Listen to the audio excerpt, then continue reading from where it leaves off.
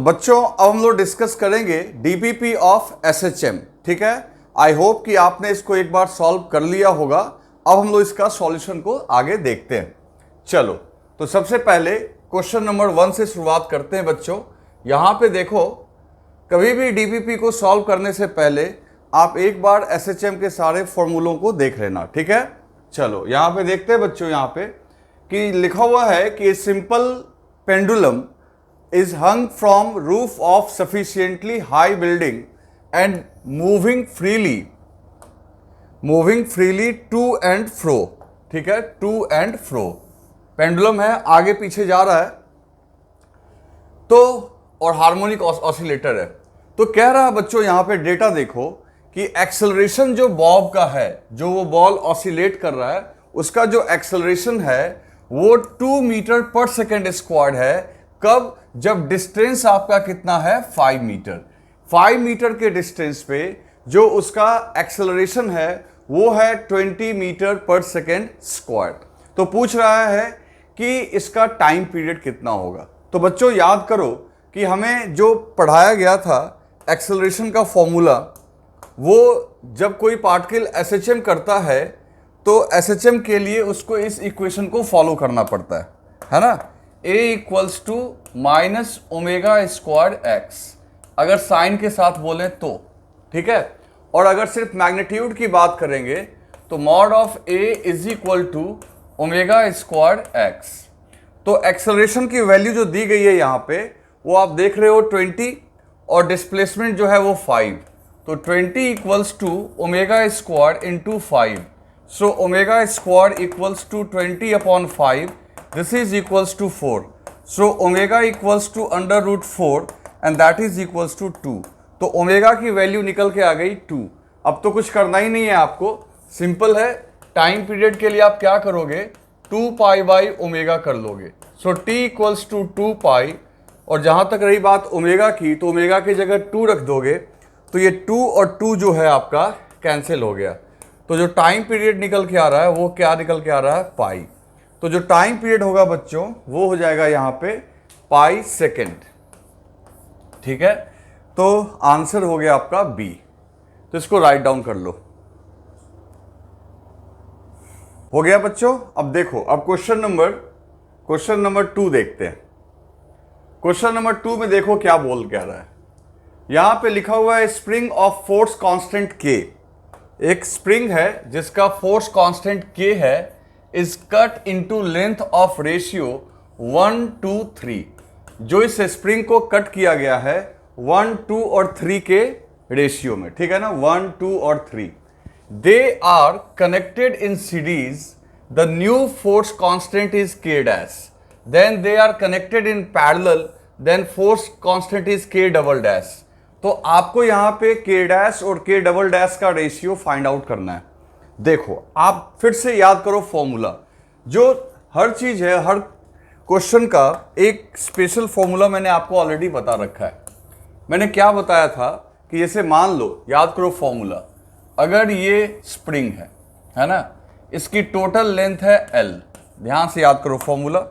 अगर इसको आपने 2 पार्ट में बांट दिया, दैट इज L1 और L2, इसको अगर आपने कट कर दिया L1 और L2 में, और मान लो इस पूरे स्प्रिंग का कांस्टेंट था स्प्रिंग कांस्टेंट K, L1 वाले पार्ट का है K1 और L2 वाले पार्ट का है K2। तो फॉर्मूला हमने क्या बताया था आपको कि K1 इक्वल्स टू क्या हो जाएगा, K upon L1 upon L, है ना, यही फॉर्मूला था। और इसी तरीके से K2 इक्वल्स टू क्या होगा, ओरिजिनल स्प्रिंग का कांस्टेंट अपॉन इसका लेंथ जो कि L2 है, और divided by total length that is L। Clear. अब देखो यहां पे क्या बोल रहा है। यहां पे स्प्रिंग को काटा गया 3 हिस्सों में।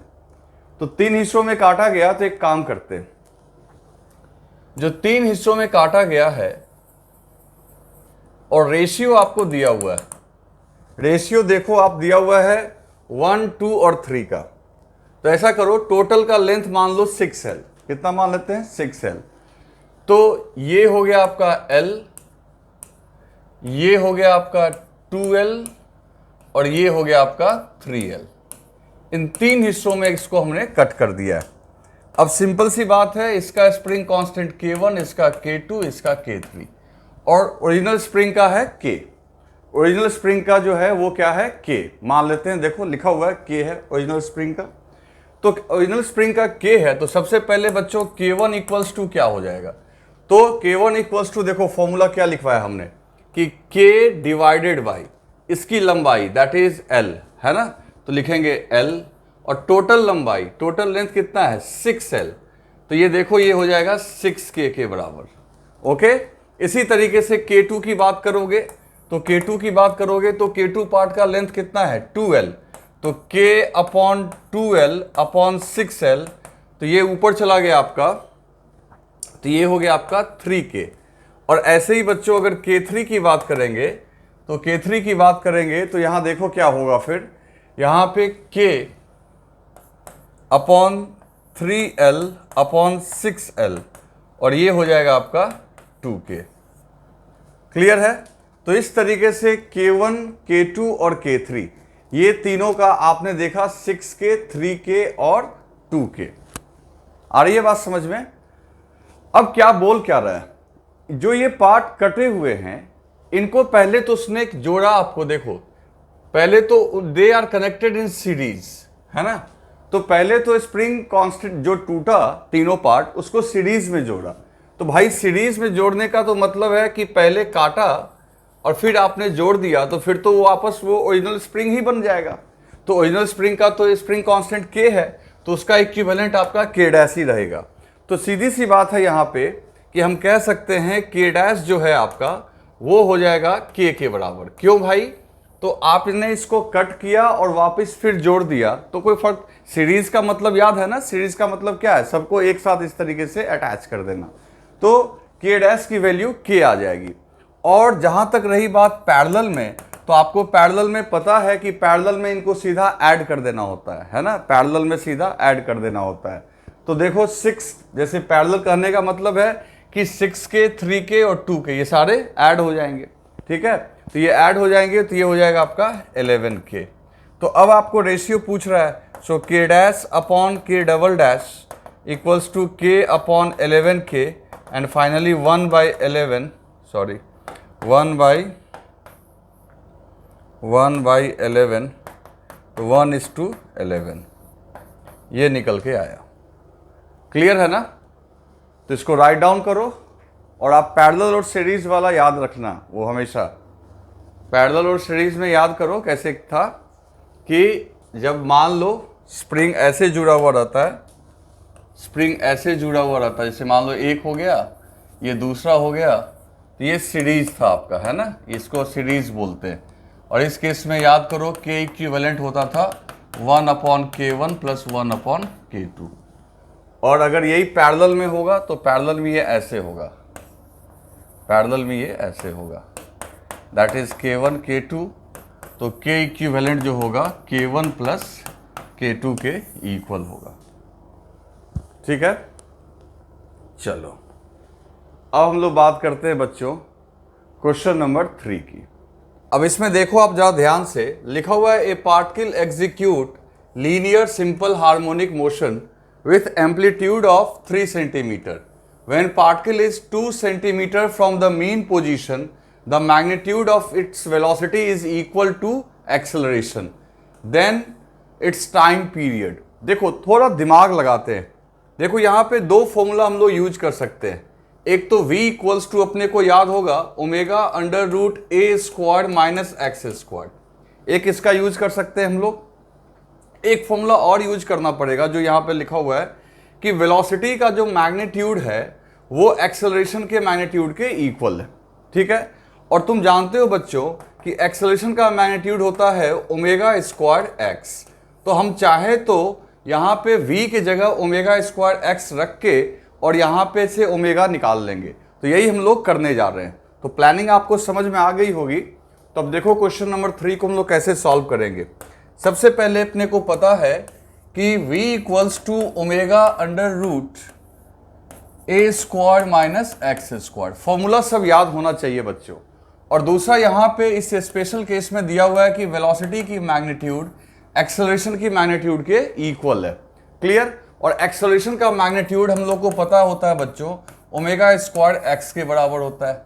तो चलो इसको यहां पुट कर दो। सो v की जगह omega square x equals to omega under root a square minus x square. अब यहां से क्या करोगे, ओमेगा से एक ओमेगा को कैंसिल कर दो।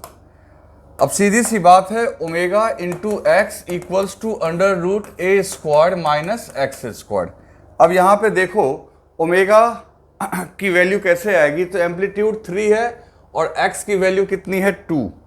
तो बच्चों यहाँ पे a की जगह 3 का स्क्वायर करोगे तो वो 9 होगा, ये आप 2 का स्क्वायर करोगे तो ये 4 होगा, है ना।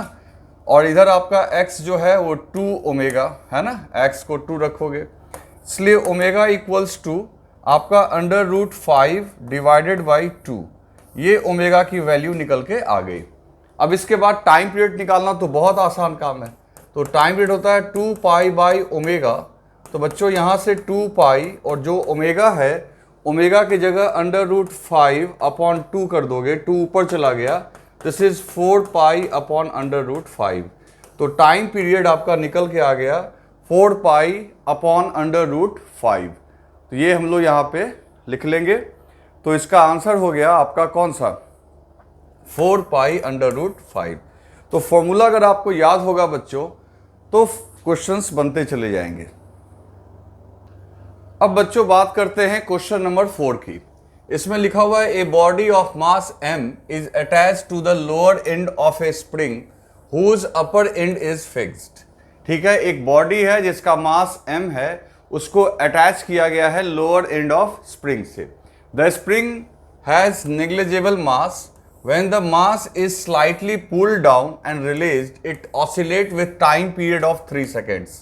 When the mass is increased by 1 kg, its time period oscillate become 5 seconds. The value of m in kg. बच्चों ये भी फॉर्मूला बेस्ड क्वेश्चन है, थोड़ा दिमाग लगाना पड़ेगा। तो क्वेश्चन नंबर 4 में देखो, यहाँ पे सबसे पहली बात है कि ये एक स्प्रिंग है और उसके साथ ये ब्लॉक हैंग कर रहा है। तो इसका मास m है और ये k। तो इस सिस्टम का भी हमने टाइम पीरियड कैलकुलेट किया था और इसका टाइम पीरियड का जो फॉर्मूला निकल के आया था बच्चों, वो आया था 2 पाई अंडर रूट, ठीक है, 2 pi under root m upon k। Clear है?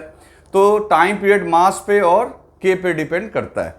अब देखो, जब पहले आपका मास था, आपका कितना मास नहीं दिया है, मास नहीं दिया, ये 3 दे दिया है, मास m है और लोअर एंड पे, ठीक है।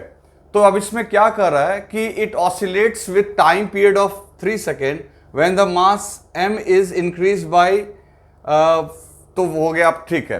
तो बच्चों यहाँ पे देखो, पहले आपका मास m मान लेते हैं, तो टाइम कितना है 3 सेकेंड। तो 3 second equals to 2 pi equals to under root m by k। फिर क्या किया कि मास में 1 kg से इंक्रीज कर दिया मास को, तो अब ये हो गया m प्लस 1 अपॉन k। तो पूछता है m की वैल्यू, तो हम लोग कर सकते हैं। हम लोग क्या करेंगे, एक इक्वेशन तो अपना ये आ रहा है 1 और दूसरा इक्वेशन आ रहा है ये 2। क्लियर है? तो अब यहां से हम लोग एक सिंपल काम ये कर सकते हैं बच्चों कि आप इस इक्वेशन को स्क्वायर कर दो, 1 को स्क्वायर करो, 2 को स्क्वायर करके डिवाइड कर दो। तो 1 को स्क्वायर करोगे तो ये हो जाएगा 9 4 पाई स्क्वायर, और जो अंडर रूट है वो अंडर रूट खत्म हो गया, तो अंडर रूट खत्म हो गया तो ये हो गया m बाई k, और ये हो जाएगा 25 upon 4 pi square upon m plus 1 upon k। अब यहाँ पे देखो, k से k कैंसिल हो गया, 4 पाई स्क्वायर कैंसिल हो गया। अब क्रॉस मल्टीप्लाई कर दो, ये हो जाएगा 9m प्लस 9 और ये हो जाएगा बच्चों 25m। ओके, इसे उधर भेज दो, तो 9 equals to 16m, so m equals to 9 upon 16 kg। तो जो मास है वो आपका 9 अपॉन 16 kg आ जाएगा, जो कि आंसर नंबर डी में दिया हुआ है। तो आई होप कि इसको आपने सॉल्व कर लिया होगा, जिसने नहीं किया वो राइट डाउन कर लो। अब बच्चों नेक्स्ट क्वेश्चन देखते हैं 5 में क्या है, particle is executing a simple harmonic motion, its maximum acceleration is alpha and maximum velocity is beta. इसका मैक्सिमम एक्सेलरेशन अल्फा है और मैक्सिमम वेलोसिटी बीटा है। तो पूछता है टाइम पीरियड। तो बच्चों इसको तो बहुत आराम से हम लोग सॉल्व कर सकते हैं। आप याद करो वी मैक्स का फॉर्मूला जो हमने आपको बताया था वो था ओमेगा इंटू ए, और ए मैक्स का जो फॉर्मूला था बच्चों वो था ओमेगा स्क्वायर्ड ए। क्लियर। अब अगर इन दोनों को अगर आपने डिवाइड किया तो जैसे कि देखो मैक्सिमम एक्सेलरेशन अल्फा है और मैक्सिमम वेलोसिटी बीटा है। तो अगर आपने इसको डिवाइड किया, ए की जगह आप अल्फा लिख दोगे तो alpha equals to omega square a divided by v की जगह बीटा रख दो और डिवाइडेड बाई ओमेगा ए। बात समझ में आ रही है। ए की जगह अल्फा रखा और बाकी ये रख दिया, वी की जगह बीटा से इसको डिवाइड किया तो इससे भी इधर डिवाइड करोगे, ए कैंसिल हो गया तो ओमेगा से ओमेगा कैंसिल हुआ, एक उसका पावर कैंसिल हुआ, तो ओमेगा इक्वल्स टू क्या आया बच्चों, अल्फा अपॉन बीटा। ये ओमेगा की वैल्यू निकल के आ गई। और एक बार जब ओमेगा की वैल्यू निकल के आ गई तो टाइम पीरियड होता है 2 पाई अपॉन ओमेगा। तो ये हो जाएगा 2 पाई और ओमेगा है आपका क्या, अल्फा बाई बीटा। तो इसको डिवाइड करेंगे, देखो ओमेगा कितना निकल के आया, अल्फा बाई बीटा, तो बीटा ऊपर चला जाएगा तो बीटा डिवाइडेड बाई अल्फा, तो 2 pi beta upon alpha. This is the right answer जो कि आपका बी में निकल के आ रहा है। ठीक है ना। तो कोई बहुत मुश्किल तो है नहीं, आपसे सॉल्व हो गया होगा ये। बच्चों अब बात करते हैं क्वेश्चन नंबर 6 की।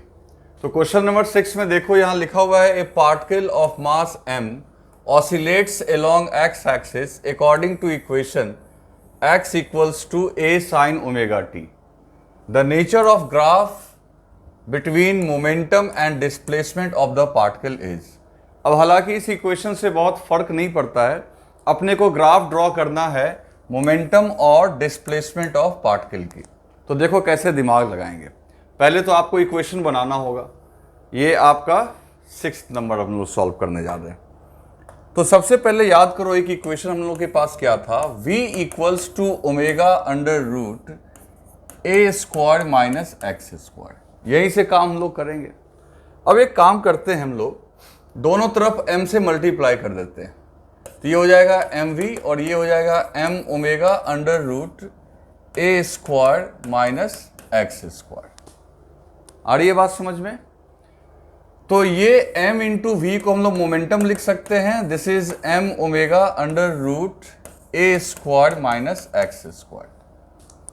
अब देखो, अब अगर इसका ग्राफ ड्रॉ करें बच्चों हम लोग, तो इसका ग्राफ ड्रॉ करें तो सबसे पहली बात है कि अगर आप x की वैल्यू 0 रखोगे, जैसे देखो x की वैल्यू यहाँ 0 रखेंगे तो p जो होगा x की वैल्यू 0 रखने पे p इक्वल्स टू हो जाएगा m ओमेगा इंटू ए, यानी यहाँ पे होगा ये p ले लो इस पे और इस पे x ले लो।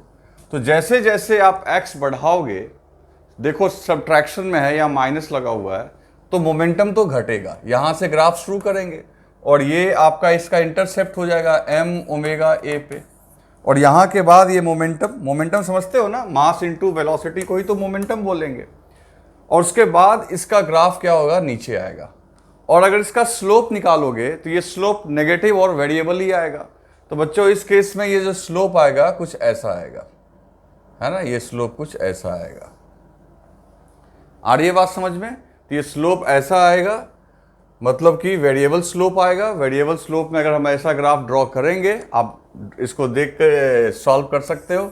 आपको स्लोप के लिए कुछ नहीं करना है। स्लोप के लिए क्या करना है, dp बाई dx का इंटीग्रेशन करो, विच इज़ नॉट नीडेड। आप डायरेक्ट भी लिख सकते हो, क्योंकि पक्की बात है स्क्वाड है तो आपका जो इक्वेशन में स्लोप में x आना ही आना है, तो स्लोप वेरिएबल होगा तो स्ट्रेट लाइन तो हो नहीं सकता है। तो बच्चों अब इसके हिसाब से देखें तो सर्कल तो कैंसिल ही है, एलिप्स कैंसिल है, स्ट्रेट लाइन होगा नहीं, तो क्या हो जाएगा ये हाइपरबोला। तो B is the right answer. इसे राइट डाउन कर लो। अब बच्चों बात करते हैं क्वेश्चन नंबर 7 की। तो देखो क्वेश्चन नंबर 7 में क्या कर रहा है कि एक पार्टिकल जो एक्स एक्सिस के लॉन्ग मूव कर रहा है उसका डिस्प्लेसमेंट इस इक्वेशन से दिया गया है, x equals to a sine squared omega t. तो बोल रहा है कि इस पार्टिकल का जो मोशन है वो क्या है। अब सिंपल हार्मोनिक मोशन है या नहीं है, चलो देखते हैं। सबसे पहली बात है कि जरा दिमाग लगाओ कि सिंपल हार्मोनिक मोशन का बेसिक फॉर्मूला क्या था। तो सिंपल हार्मोनिक मोशन के लिए y equal to a sine omega t हो तो हम लोग इसको सिंपल हार्मोनिक बोलेंगे। साइन का पावर नहीं होना चाहिए, समझ में आई बात ना। पावर नहीं होने से क्या होगा कि y का वैल्यू प्लस और माइनस दोनों आएगा। अगर यहाँ स्क्वायर हो जाएगा फिर तो वो हमेशा प्लस ही देगा, और अगर ये स्क्वायर हटा के देखें तो हमेशा आपको प्लस माइनस दोनों आ सकता है। तो इसलिए अगर ये लिखा हुआ है तो इस फॉर्मेट में तो इसको हम लोग SHM बोलेंगे नहीं, तो हमें इसे कन्वर्ट करने की ज़रूरत होगी। तो जैसा कि देख सकते हो कि आखिर कोई उपाय लग सकता है क्या। तो इक्वेशन क्या है अपना, x equals to a sine squared omega t. तो बच्चों इसको हम लोग चाहें तो फटाफट लिख सकते हैं, साइन स्क्वायर्ड ओमेगा टी को 1 माइनस, याद करो 1 minus cos 2 omega T divided by 2, क्योंकि ट्रिगो में अपने को पता है कि 2 साइन स्क्वायर थीटा जो होता है बच्चों वो 1 माइनस कॉस 2 थीटा के इक्वल होता है। तो आप इसे तुरंत कन्वर्ट कर लेंगे इसमें। सो x इक्वल्स टू ये हो जाएगा a by 2 minus a by 2। देखो a को डिस्ट्रीब्यूट कर दो, इसको भी दे दो और 2 नीचे इसके भी डाल दो। नहीं समझे बात को, a यहाँ इसमें ही मल्टीप्लाई हुआ, इसमें ही मल्टीप्लाई हुआ और ये दोनों को डिस्ट्रीब्यूट हो गया। तो ये हो गया आपका cos 2 ओमेगा टी। अब देखो, अब इस इक्वेशन को देखो, अब ये SHM जैसा लग रहा है। परफेक्ट SHM में कन्वर्ट करना है तो और करते हैं एक उपाय, x equals to a by 2 minus a by 2, और cos को तो हम लोग साइन में कभी भी कन्वर्ट कर सकते हैं। cos थीटा को तो साइन में लिख ही सकते हैं हम लोग, सीधा लिख देंगे sine 2 omega t plus pi by 2, ऐसे लिख सकते हैं। Sine 90 plus theta equals to cos theta. अब ये देखो ये SHM का इक्वेशन आ गया, लेकिन फिर आपको एक ना कन्फ्यूजन हो रहा होगा यहाँ पे। हालांकि इससे काम मेरा चल जाएगा, लेकिन मैं फिर भी आपको एक्स्ट्रा समझाता हूँ। जैसे आपने ये सोचा कि x equals to a sine omega t आए या x equals to a cos omega t आए, तब जाके आप उसको SHM बोलोगे, यानी आगे कुछ ऐड नहीं होना चाहिए। ऐसा हम लोग क्यों बोलते हैं बच्चों, क्योंकि हम लोग ये मान के चलते हैं कि पार्टिकल जहाँ पे ऑसिलेट हो रहा है उस मीन पोजीशन को ही x इक्वल्स टू क्या मान लेते हैं, 0। इसके बाद इधर जो भी जाएगा तो उसका पोजीशन ही क्या कहलाएगा, डिस्प्लेसमेंट। जब कभी ऐसा हो लिखा हुआ, देखो बस आपको थोड़ा याद रखना है, जब कभी ऐसा कुछ ऐड किया हुआ हो तो इसका मतलब आप ये समझोगे कि जो मीन पोजीशन है वहाँ पे आपने ओरिजिन नहीं माना है। तो अगर ओरिजिन नहीं मानोगे, जैसे मान लो ओरिजिन आपने यहाँ मान लिया, ठीक है, और यहाँ से ये 4 सेंटीमीटर की दूरी पे है, तो अगर ये मीन पे भी है तो उस समय भी इसका पोजीशन 4 होगा। तो इसके लिए इक्वेशन लिखाएगा x equals to 4 plus a sine omega t. आ रही है बात समझ में। तो अगर इसके आगे कुछ प्लस या माइनस लिखा हुआ हो ना, तो इसका मतलब है कि मीन पोजीशन पे आपने ओरिजिन अज्यूम नहीं किया है। तो इससे हमें कोई दिक्कत नहीं आने वाली है। तो ये इसका मतलब हो गया कि मीन पे ओरिजिन नहीं है, कहीं और है। लेकिन आपको तो मतलब है कि ये जो फ्लक्चुएटिंग वैल्यू है, SHM मतलब क्या हुआ कि डिस्प्लेसमेंट फ्लक्चुएट करे। तो जो साइन का कॉफिशिएंट है यही एम्पलीट्यूड हुआ इसका, तो इसका एम्पलीट्यूड हुआ a बाई 2। याद रखेंगे, यहाँ के हिसाब से a मत बोल देना, क्योंकि इस फॉर्म में तो ये आपका SHM कर ही नहीं रहा है। SHM तभी मानेंगे जब इसको इस फॉर्मेट में कन्वर्ट करेंगे। और यहाँ कॉफिशिएंट कितना है, a बाई 2। तो हमारा एम्पलीट्यूड हो गया a बाई 2, और टाइम का जो कॉफिशिएंट है वो ओमेगा का रोल प्ले कर रहा है। तो ओमेगा का रोल कौन प्ले कर रहा है, 2 ओमेगा। ये नहीं, यहाँ ओमेगा नहीं, हमारा एंगुलर फ्रीक्वेंसी कितना है, 2 ओमेगा। अब फ्रीक्वेंसी क्या है, a बाई 2। कोई पूछे ये क्या है तो कहना कि मीन पोजीशन जो है वहाँ पे ओरिजिन हमने नहीं माना। अब उसके हिसाब से देखो, एक बात है, ये सिंपल हार्मोनिक मोशन तो है, और फ्रीक्वेंसी इसकी कितनी हो जाएगी, तो फ्रीक्वेंसी होती है 2 पाई बाई ओमेगा। लेकिन ओमेगा की जगह आप क्या लिखोगे, 2 ओमेगा। तो 2 कैंसिल, तो पाई बाई ओमेगा इसके लिए क्या हो गया, फ्रीक्वेंसी। तो बच्चों ये एक SHM होगा और इसकी जो फ्रीक्वेंसी होगी ओमेगा बाई पाई, है ना, यही है ना। अच्छा ये तो मैंने टाइम पीरियड निकाल दिया ना, उल्टा हो गया। फ्रीक्वेंसी होती है ओमेगा बाई 2 पाई, तो यहाँ ओमेगा भी 2 पाई है, 2 ओमेगा बाई 2 पाई, तो ऑटोमेटिकली आंसर जो होगा इसमें आपका ये 2 और 2 कैंसिल, तो ओमेगा बाई पाई। आई बात समझ में। तो देखो बस इस चीज को आप समझना, तो 2 चीज याद रखना है तुमको। एक तो साइन स्क्वायर रहने पे तो SHM बोलोगे नहीं, उसको क्या करना है, किसी तरीके से इस नॉर्मल फॉर्मेट में डालो, ये पावर हटेगा, यहाँ चाहे cos 2 ओमेगा 2 हो, ओमेगा टी हो, या cos 3 ओमेगा टी हो, इससे फर्क नहीं पड़ता है, ठीक है ना। यहाँ पावर नहीं होना चाहिए। अब इससे ये आपका सिंपल कॉस के एक पावर 1 में तो कन्वर्ट हो गया। अब ये SHM का इक्वेशन है कि नहीं ये देखते हैं। तो बच्चों ये कॉस है, तो कॉस को तो तुरंत साइन में कन्वर्ट किया जा सकता है, तो ये तो फ्लक्चुएटिंग है। ये अगर डिस्टर्ब करे तो इसके लिए मैंने उपाय बताया कि ये जो इसके आगे समथिंग ऐड हो जाता है या सब्ट्रैक्ट होता है, तो वो आप मान के चलना कि वो है क्या, तो वो है आपका यहाँ पे कि आपने ओरिजिन को मीन पोजीशन पे नहीं माना है, उससे फर्क नहीं पड़ेगा, तो इसलिए इसके रहने से कोई डिस्टर्बेंस नहीं होना है। दूसरी बात है, जो कॉस या साइन का कॉफिशिएंट होगा वही एम्पलीट्यूड होगा। हालांकि इस क्वेश्चन में पूछा नहीं था, अगर पूछता तो एम्पलीट्यूड हम लोग बोलते a/2। ये बहुत फेमस क्वेश्चन है बच्चों, ये बार बार पूछता है एग्जाम में। और टाइम का जो कॉफिशिएंट होगा, टाइम की जो कॉफिशिएंट होगी वो यहाँ पे 2 ओमेगा हो चुका है, तो बच्चों अगर ये 2 ओमेगा है तो ये 2 ओमेगा ही एंगुलर फ्रीक्वेंसी का रोल प्ले करेगा। और फ्रीक्वेंसी का फॉर्मूला जो ओमेगा होता है अपॉन 2 पाई, तो ओमेगा की जगह 2 ओमेगा रखोगे अपॉन 2 पाई, तो ओमेगा बाई पाई। तो इस तरीके से आंसर आपका जो सही होगा ए सही होगा। आप इसको राइट डाउन कर लीजिए। तो बच्चों अब बात करते हैं हम लोग क्वेश्चन नंबर 8 की। तो देखो क्वेश्चन नंबर 8 में क्या बोल रहा है। क्वेश्चन नंबर 8 में कह रहा है कि the period of oscillation of mass m, ठीक है, suspended from A spring of negligible mass is t। ठीक है, एक स्प्रिंग है और जिसका आपका उसके साथ एक ब्लॉक लगा हुआ है जिसका मास m है और टाइम पीरियड जो आ रहा है t आ रहा है।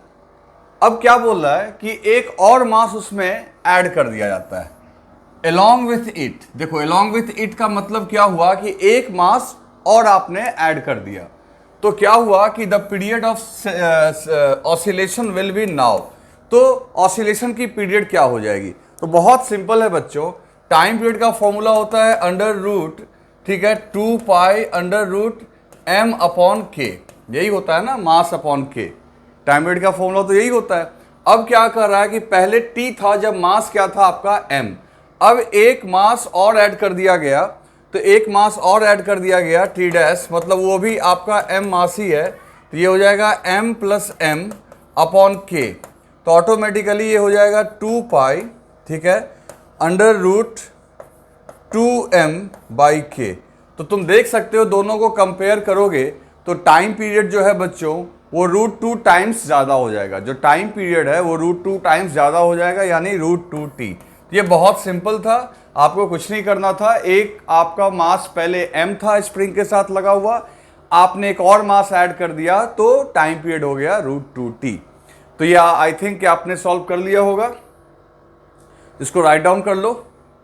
चलो अब हम लोग देखते हैं बच्चों क्वेश्चन नंबर 9। क्वेश्चन नंबर 9 देखते हैं, जरा ध्यान से देखना। क्वेश्चन नंबर 9 में क्या कर रहा है, तो क्वेश्चन नंबर 9 में कह रहा है कि a simple pendulum performs simple harmonic motion about x equal to 0 with an amplitude a and time period t। ठीक है, the speed of pendulum at x equal to a/2 will be. ध्यान से देखो, एम्पलीट्यूड कितना है a, ठीक है, time period कितना है t, और पूछ रहा the speed of pendulum at x equal to a/2, यानी एम्पलीट्यूड के हाफ पे उसकी स्पीड क्या होगी। तो बच्चों एक बात समझो, सबसे पहली बात कि स्पीड का जो फॉर्मूला होता है, स्पीड का जो फॉर्मूला होता है वो क्या होता है। वो फॉर्मूला हमने ये सीखा हुआ है पहले से,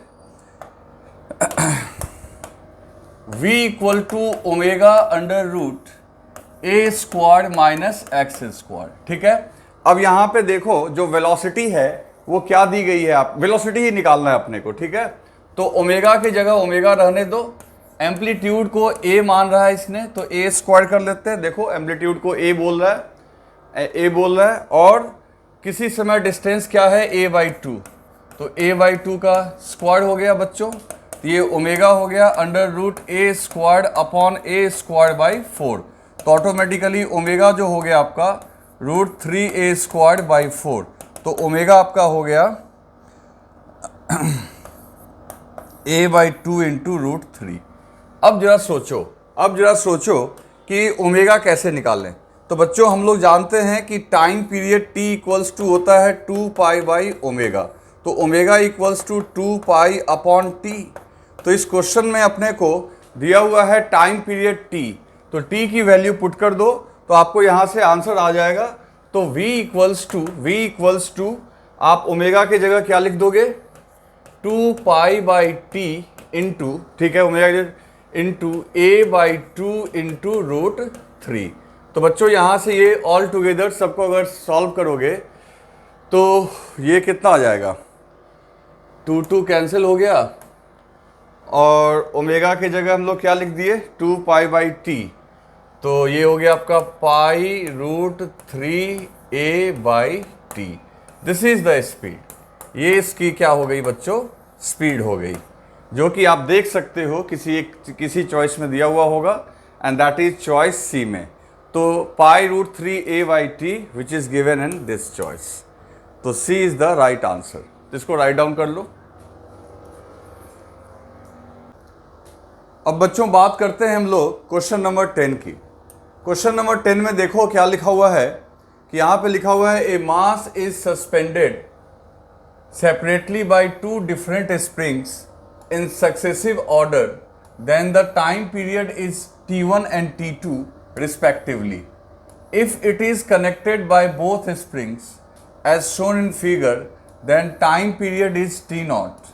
The correct relation is। बच्चों यहाँ पे सबसे पहले बात समझो हमारी, कि ये 2 स्प्रिंग्स लगे हुए हैं K1 और K2, और वो इस ब्लॉक के साथ लगा हुआ है, जो ब्लॉक जिसका मास क्या है m। ये हालांकि दोनों जब एक साथ लगाए गए हैं तब की बात है। ऐसे इंडिविजुअली क्या किया गया है, पहले इस ब्लॉक को एक स्प्रिंग K1 के साथ अटैच किया गया और तब ऑसिलेट करवाया गया, तो टाइम पीरियड क्या निकल के आया t1। फिर इसको इसी ब्लॉक को अकेला K2 के साथ कनेक्ट करके ऑसिलेट करवाया गया, तो टाइम पीरियड क्या आया t2। और फिर जब दोनों साथ लग गए यानी K1 K2, तो जो टाइम पीरियड निकल के आ रहा है वो आ रहा है t0। तो पूछ रहा है कि करेक्ट रिलेशन बताओ t1 t2 और t0 के बीच में। क्या मेरी बात आपको समझ में आई? जब अकेला स्प्रिंग K1 था तो टाइम पीरियड t1 पैदा कर रहा था, जब अकेला स्प्रिंग K2 था तो टाइम पीरियड t2 पैदा कर रहा था। अगर दोनों को जो दिए गए डायग्राम है इसके हिसाब से यानी पैरेलल, ये कनेक्शन जो है ये क्या है पैरेलल, तो जो टाइम पीरियड आ रहा है t0, तो आपको t1 t2 और t0 में रिलेशन फाइंड आउट करना है। तो देखो इसको हम लोग कैसे सॉल्व करेंगे। तो क्वेश्चन नंबर 10 में कुछ नहीं करना अपने को। क्वेश्चन नंबर 10 में सबसे पहली बात है t1 जबकि K1 का आपने यूज किया, तो टाइम पीरियड का तो फॉर्मूला तुम जानते हो 2 pi under root m upon k, है ना।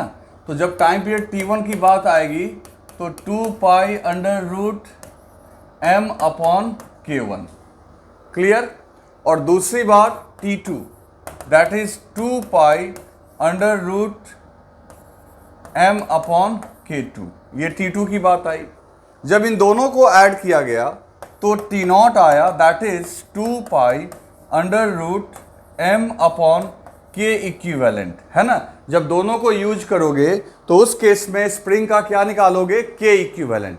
तो k इक्विवेलेंट कैसे निकलेगा, तो सीधी सी बात है पैरेलल में अगर तुम इसको अटैच किए हो तो k इक्विवेलेंट हो जाएगा आपका K1 प्लस K2 पैरेलल में। तो हम लोग इसको ऐसे भी लिख सकते हैं, ये पैरेलल कॉम्बिनेशन में अपने को पता है, जस्ट आपको क्या कर देना होता है, दोनों स्प्रिंग के स्प्रिंग कांस्टेंट को ऐड कर देना होता है। तो automatically this is 2 pi under root m upon k1 upon k2, तो ये आपका निकल के आ गया T0। अब देखो सीधी सी बात है, सीधी सी क्या बात है यहाँ पे हम लोग देख सकते हैं T1, T2 और T0, इनके बीच में रिलेशन एस्टैब्लिश करना है। तो एक काम करो बच्चों, एक काम करते हैं हम लोग, T0 इज इक्वल टू, ठीक है, T0 इज इक्वल टू आपको लिखा हुआ है 2 pi under root m upon k1 plus k2, ठीक है। अगर इसको रिवर्स करके लिखें तो ये हो जाएगा 1 अपॉन T0 और स्क्वायर कर दो, पहले तो रिवर्स करो, तो ये हो जाएगा 1/2 पाई और under root k1 plus k2 by m, लिख सकते हैं।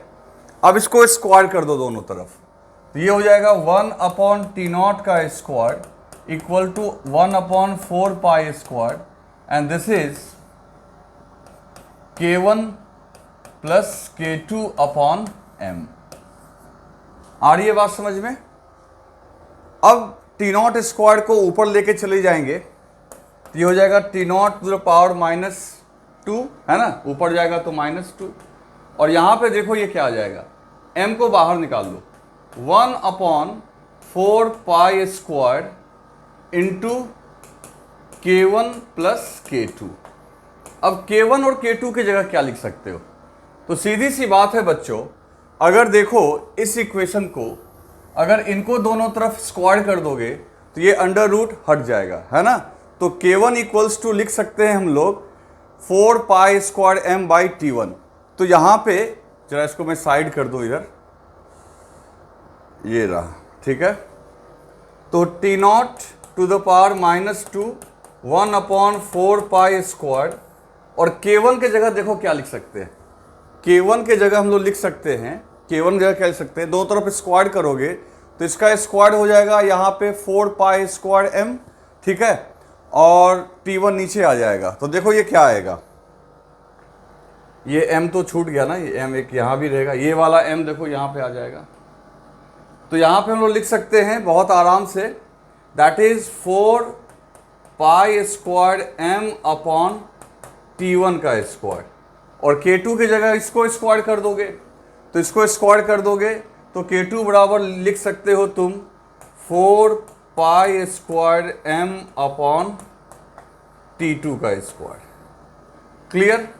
अब यहाँ से देखो बच्चों, बहुत आराम से 4 pi square m 4 pi square m 4 pi square m cancel हो गया, तो इसको ऊपर भेज दो, इसको भी ऊपर भेज दो, तो T0 to the power -2 equals to T1 का पावर -2 प्लस T2 का पावर -2। तो ये हमारा यहाँ पे कैलकुलेट होके आ गया। तो T0 T1 T2 के बीच जो रिलेशन आ रहा है बच्चों, तो T0 का पावर -2 इक्वल्स टू T1 का पावर -2 प्लस T2 का पावर -2। तो इस फॉर्मेट में भी आंसर दिया हुआ है, तो हम लोगों ने पहले ही उसको सोच लिया था कि जिस फॉर्मेट में है उसमें इसको कन्वर्ट कर लेना है। तो इसको राइट डाउन कर लो। अब बच्चों यहाँ पे बात करते हैं, 2 simple pendulums of length 5 metre and 20 metre respectively are given small linear displacement in one direction at same time. ठीक है, 2 पेंडुलम है, एक का लेंथ 5 मीटर है और दूसरे का लेंथ 20 मीटर है, और उन दोनों को स्मॉल डिस्प्लेसमेंट दिया गया, ठीक है, सेम डायरेक्शन में। They will again in phase when the pendulum of shorter length has completed dash number of oscillation. बच्चों ये प्रॉब्लम बहुत इंपॉर्टेंट है और बहुत अच्छा है। सबसे पहली बात देखो कि यहाँ पे 2 पेंडुलम यूज किया जा रहा है, तो एक काम करते हैं, पहले तो इक्वेशन लिखते हैं। मान लेते हैं, ये आपने राइट डाउन कर लिया होगा, ठीक है, ये तो क्वेश्चन नंबर 10 था। अब देखो इसको हम लोग कैसे सॉल्व करेंगे। ये क्वेश्चन बहुत इंपॉर्टेंट है बच्चों, ये ऐसा क्वेश्चन अक्सर एग्जाम में आता है। सबसे पहली बात ये कि एक आपका पेंडुलम है जिसकी लेंथ है L1 5 मीटर, छोटा पेंडुलम, और दूसरा पेंडुलम है जिसकी लेंथ जो दी गई है L2 जो कि 20 मीटर और ये L1 है 5 मीटर, और दोनों मीन पोजीशन से ही मूव करना शुरू करता है। एक साथ दोनों को सेम फेज में मूव करवाया जा रहा है।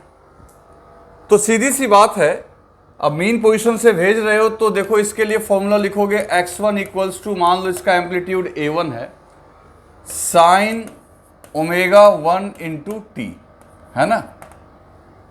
और इसके लिए इक्वेशन लिखोगे x2 equals to a2 sine omega 2 into t. पहली बात है, हो सकता है दोनों का एम्पलीट्यूड अलग अलग हो। दूसरी बात है कि दोनों की एंगुलर फ्रीक्वेंसी ओमेगा अलग अलग होगी, क्योंकि आपको याद होगा थ्योरी पढ़ते समय कि ओमेगा की जो वैल्यू निकल के आती थी बच्चों, ओमेगा जो होता था हमारा यहाँ पे, ओमेगा क्या होता था, तो ओमेगा बहुत सिंपल है, ओमेगा होता था अंडर रूट G/L। ओमेगा तो यही होता। तो जैसा कि बच्चों हम लोग जानते हैं कि omega equal to under root G/L होता है, तो इसके केस में ये L1 हो जाएगा, इसको W1 ओमेगा 1 कर दो, और जहाँ तक इसकी बात है ये हो जाएगा omega 2 equals to under root G/L2। अब देखो इन दोनों का जो ओमेगा है वो डिफर कर रहा है, ठीक है। तो अब आपको याद होगा कि ये जो साइन का एंगल होता है इसको हम लोग बोलते हैं फेज, ठीक है, इसको क्या बोलते हैं, फेज। ये भी क्या हो गया आपका, फेज, ठीक। अब जैसा कि क्वेश्चन में लिखा हुआ है कि आखिर वो दोनों जो है सेम फेज में कब होंगे, तो देखो अगर ओमेगा 1t इसका फेज है, ओमेगा 2t इसका फेज है, तो t इक्वल्स टू 0 पे इसका फेज हो जाएगा phi 1 0, और t इक्वल टू 0 पे इसका भी जो फेज होगा phi 2 वो भी हो जाएगा 0। जबकि दोनों का ओमेगा अलग अलग है, लेकिन बावजूद इसके t इक्वल टू 0 रखोगे तो ये मल्टीप्लाई होकर तो 0 ही हो जाएगा। तो इनिशियली दोनों का फेज क्या होगा, सेम। लेकिन अब जैसे ही टाइम की वैल्यू बढ़ेगी, जैसे ही टाइम की वैल्यू बढ़ेगी तो इन दोनों का फेज डिफर करेगा, क्योंकि इसके t को मल्टीप्लाई करोगे ओमेगा 1 से, इसके t को मल्टीप्लाई करोगे ओमेगा 2 से, और ये फेज डिफरेंस इनका बढ़ता चला जाएगा। एक समय ऐसा आएगा, जैसा कि तुम देख सकते हो कि चूंकि इसकी लेंथ छोटी है तो ऑटोमेटिकली W1 ग्रेटर होगा W2 से, यानी सॉरी W ओमेगा बोलना सही रहेगा, ओमेगा 1 ग्रेटर होगा ओमेगा 2 से। तो ये छोटा वाला फेज में आगे बढ़ता चला जाएगा, क्योंकि अगर ओमेगा 1 बड़ा है तो ऑटोमेटिकली ओमेगा 1 इंटू टी हमेशा बड़ा होगा किससे, ओमेगा 2 इंटू टी से। और जैसे जैसे टाइम बढ़ता जाएगा इन दोनों के बीच का जो फेज डिफरेंस जो है वो बढ़ता जाएगा, यानी इसका फेज ज्यादा होता जाएगा, इसका भी फेज बढ़ेगा, लेकिन बीच का गैप बढ़ता जाएगा। फिर बच्चों सोचो कि अगर इनके बीच का फेज डिफरेंस इतना हो जाए कि उसका डिफरेंस, यानी ये जो आखिर ये है तो एंगल ही, अगर ये एंगल आपका 2 पाई के बराबर आ जाए तो देखने में ऐसा फील होगा कि कोई डिफरेंस नहीं है। देखो मैं इसको एक एग्जांपल से भी आपको समझाता हूं, पहले इसको आप इतना राइट डाउन करो, जल्दी से राइट डाउन करो। कर लिया आपने, चलो अब मैं आपको यह समझाता हूं क्या हो क्या रहा है। जैसे मान लो कि अगर दो आदमी है, एक सिंपल एग्जांपल से, ये बहुत अच्छा क्वेश्चन है इसलिए इसको इतना कॉन्सेप्ट से अपने को सीखना है।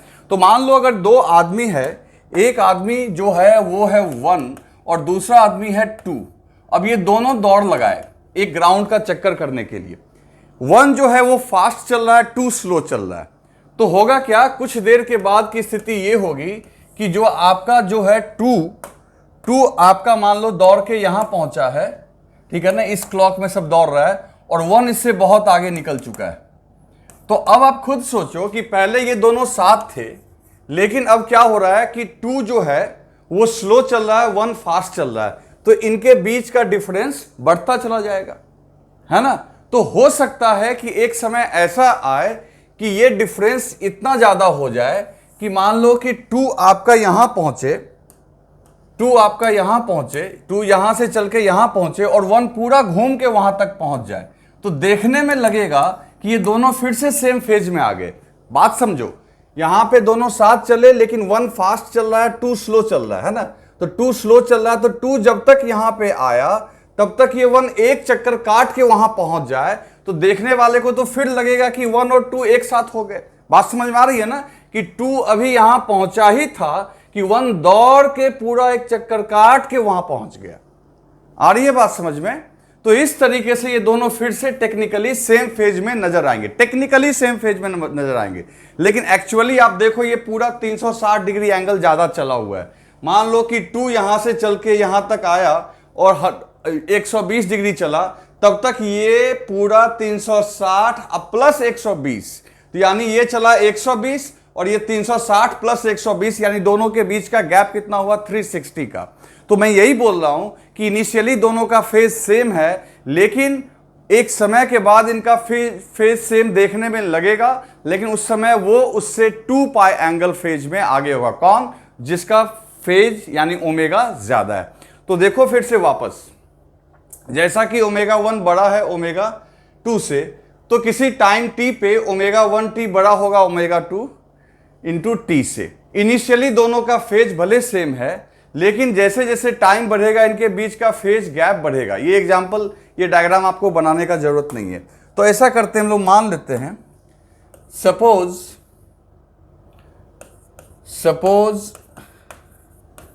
एट एनी टाइम t, किसी टाइम t पे जो फेज φ1 है वो हो गया ओमेगा 1 इंटू टी, और φ2 जो होगा बच्चों वो होगा ओमेगा 2 इंटू टी, और φ1 माइनस φ2 का जो डिफरेंस हो जाना चाहिए वो कितना होना चाहिए? 2 पाई। मतलब कि जो पहला ऑसिलेटरी बॉडी है वो उससे 2 पाई का फेज आगे चल रहा है।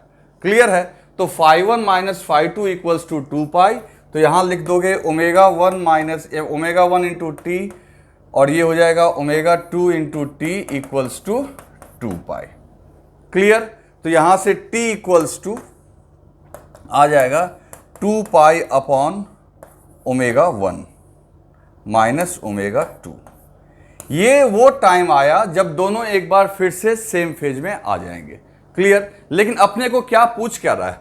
अपने को ये पूछा जा रहा है कि जब वो फिर से सेम फेज में आएंगे, ठीक है, तब तक छोटा वाला जो शॉर्टर लेंथ जो है वो कितना ऑसिलेशन कंप्लीट करेगा। तो बच्चों ऑसिलेशन क्या होता है? मतलब एक कंप्लीट साइकिल। तो एक कंप्लीट साइकिल जो है कोई भी सिंपल पेंडुलम एक पूरे टाइम पीरियड में कंप्लीट करता है, तो इतना टाइम में वो कितना करेगा? तो एक काम करते हैं, फॉर शॉर्टर पेंडुलम, है ना, छोटे वाले पेंडुलम की बात चल रही है, तो छोटे वाले पेंडुलम का टाइम पीरियड हो जाएगा 2 pi by omega 1, that is 2 pi by omega 1। ठीक है, बाद में ओमेगा 1 की वैल्यू रखेंगे। यानी छोटा वाला t1 टाइम में, यानी टाइम पीरियड जो है उसमें एक साइकिल यानी एक ऑसिलेशन कंप्लीट करता है। तो इतने टाइम में कितना ऑसिलेशन कंप्लीट करेगा? और ये कौन सा टाइम है बच्चों? ये वो टाइम है जब ये दोनों फिर से सेम फेज में आ रहे हैं। तो सीधी सी बात है, तो हम लोग यहां पे ऐसे लिख सकते हैं, t1 टाइम में एक ऑसिलेशन, इसलिए 1 टाइम में 1 अपॉन t1, इसलिए t टाइम में तो हो जाएगा t अपॉन t1। इतना number of oscillation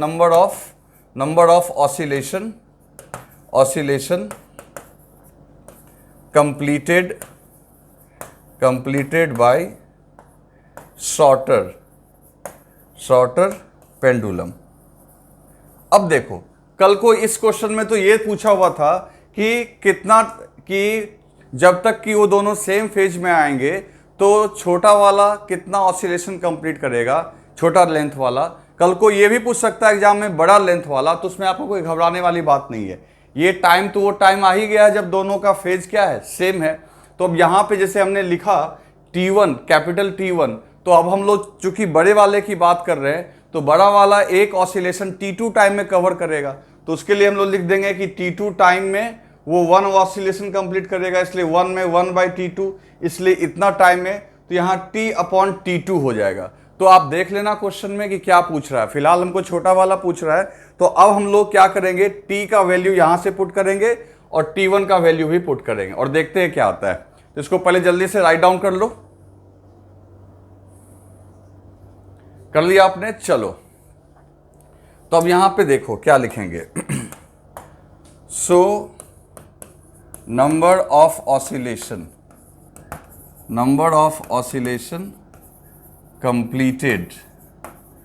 completed by shorter pendulum।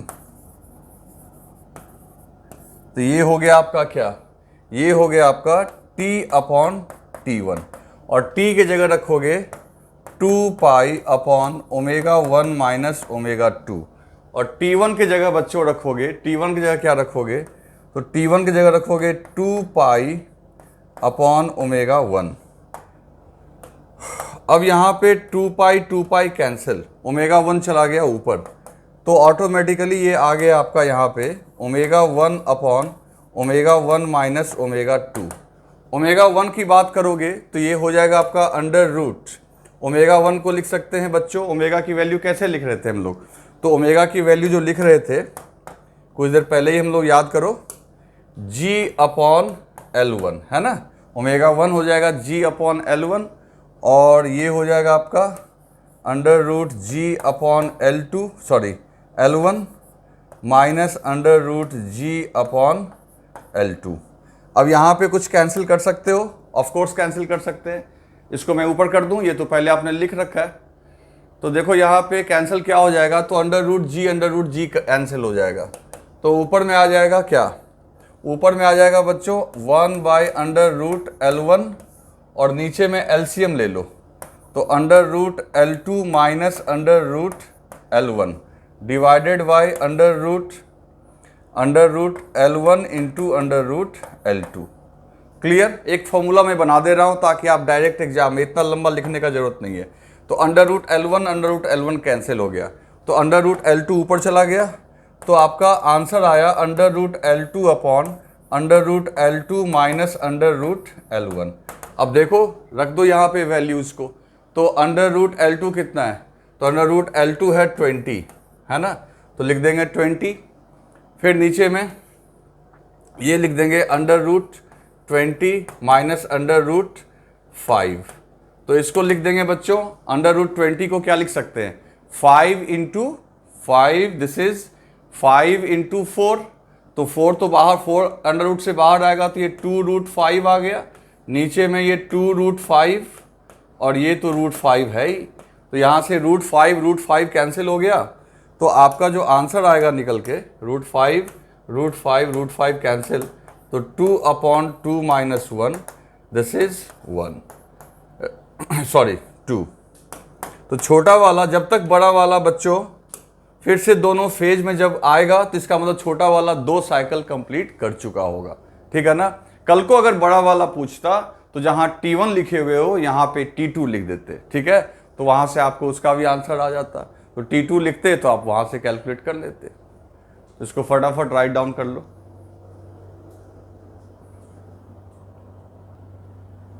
चलो लिख लिया आपने।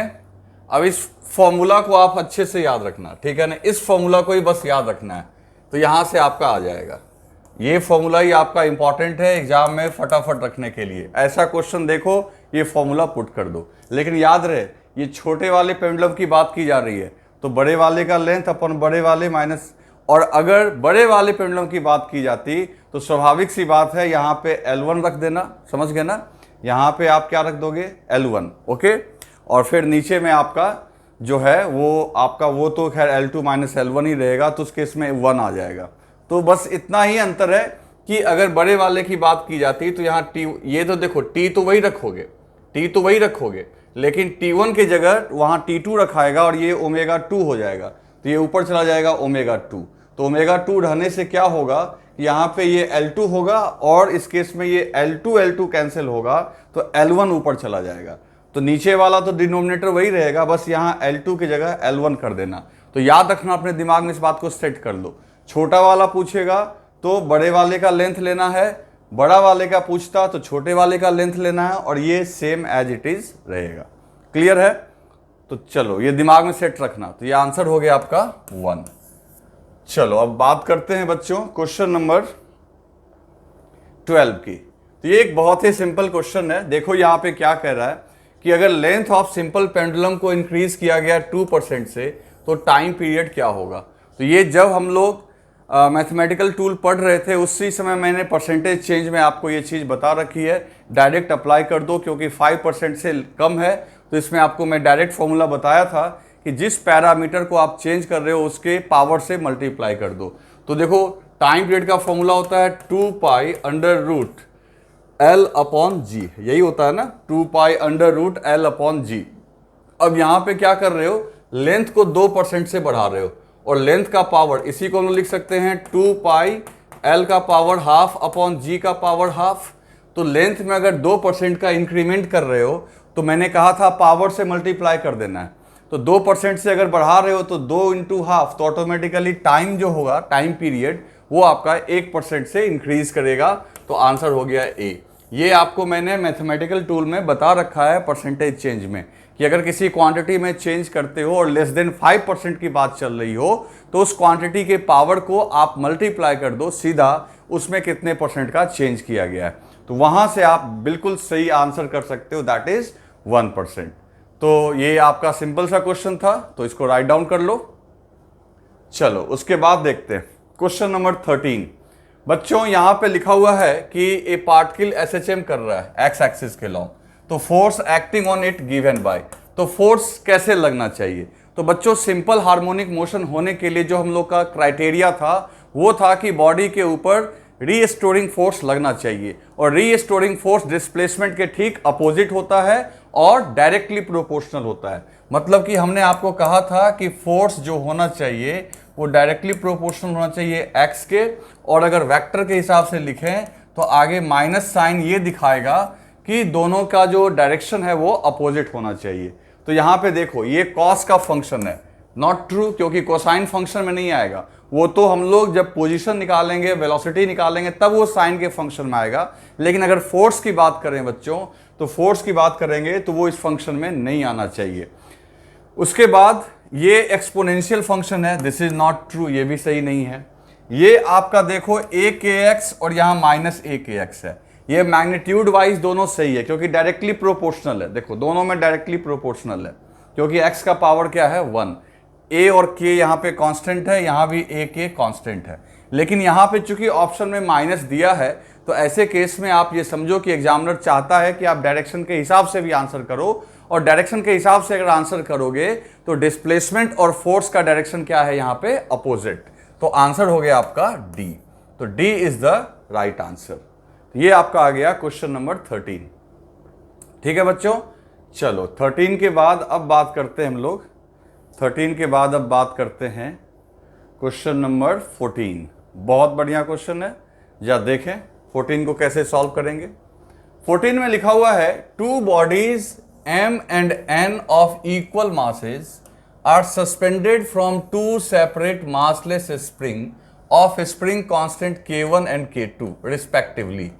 If the two bodies oscillate vertically such that their maximum velocities are equal, the ratio of amplitude of vibration of capital M to N is। बच्चों देखो यहाँ पे क्या बोल रहा है कि दो बॉडी है, दोनों का मास जो है वो सेम है। देखो मास है सेम, और दोनों दो अलग अलग स्प्रिंग कांस्टेंट K1 और K2 के थ्रू कनेक्टेड है, and they are performing SHM। उसके बाद क्या कर रहा है कि वो दोनों इस तरीके से ऑसिलेट कर रहे हैं कि उनकी मैक्सिमम वेलोसिटी जो है वो क्या है, सेम, मैक्सिमम वेलोसिटी सेम है। और याद करो मैक्सिमम वेलोसिटी का फॉर्मूला क्या होता है, V max इक्वल्स टू होता है A इंटू ओमेगा। तो थ्योरी आपको याद होनी चाहिए, फिर तो देखो एकदम आराम से सॉल्व हो जाएगा। और ओमेगा इस केस में क्या होगा बच्चों, तो ओमेगा हमने वर्टिकल ऑसिलेशन वाले में भी प्रूव कर रखा है कि ओमेगा होगा K अपॉन M, है ना। तो सारा कुछ आप ध्यान रखोगे तो हो जाएगा। तो फिर पूछ रहा है कि दोनों की जो वेलोसिटी है उसका दोनों की मैक्सिमम वेलोसिटी सेम है, तो आपको ना एम्पलीट्यूड का रेशियो बताना है। तो बहुत बच्चों ये बहुत आसान है, इसको देखो मैं यहाँ सॉल्व कर दे रहा हूँ। क्वेश्चन नंबर आपका है ये 14।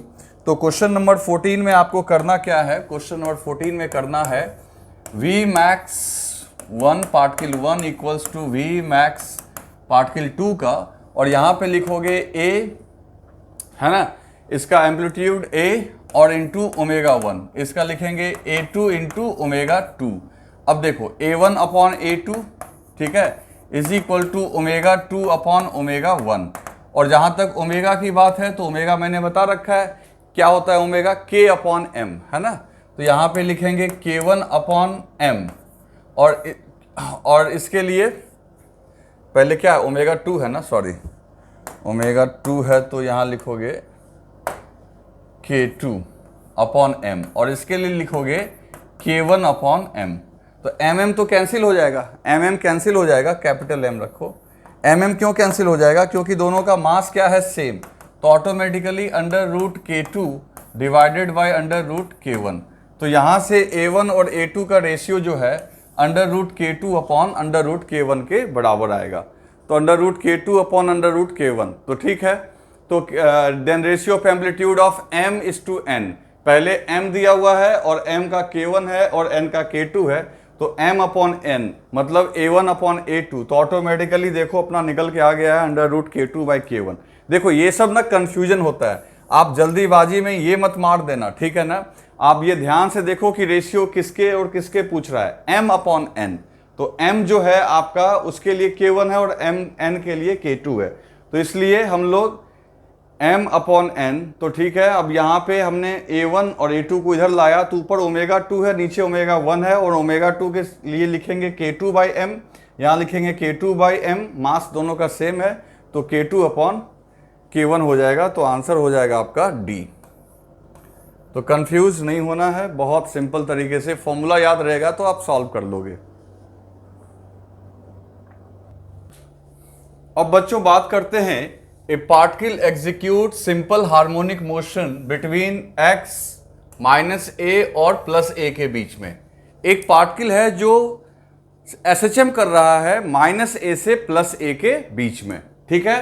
तो कह रहा है कि the time taken for it to go from 0 to a by 2 is t1 and to go from a by 2 to a is t2।